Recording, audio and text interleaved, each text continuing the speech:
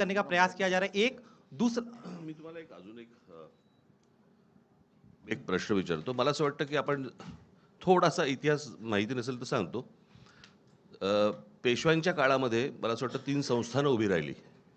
त्यातलं एक गुजरातचं मधलं गायकवाडांचं, शिंदेंचं म्हणजे सिंधिया ज्यांना म्हणतो आपण ते, आणि तिसरं होळकरांचं.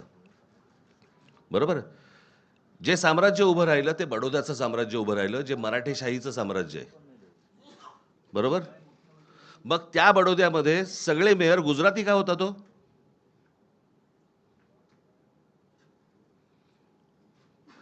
हा महाराष्ट्र आहे. महाराष्ट्रामधल्या प्रत्येक शहरामधला महापौर हा मराठीच होणार. इथे कसलं हिंदू मराठी करताय तुम्ही?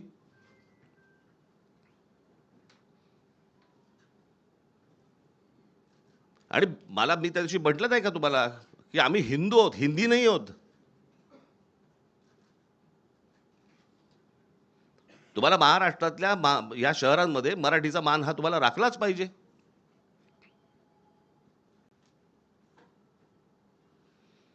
त्याच्यामुळे आमचा जो महापौर होईल तो मराठीच होणार. मुंबईचा महापौर मराठीच होणार. या प्रश्नाला एकच आहे, याचा अर्थ भाजप मराठी माणसाला हिंदू नाही का समजत? मराठी माणसाला हिंदू नाही समजत? मराठी जसं राज म्हणाला तसं आम्ही मराठी आहोत, अस्सल हिंदूच आहोत.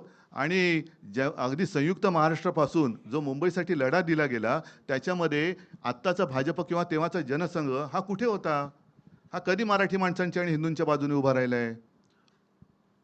उद्धव सर बोले एक एक एक मिनिट. ऑन नाही. नाही तो त्यांचा माईक आहे.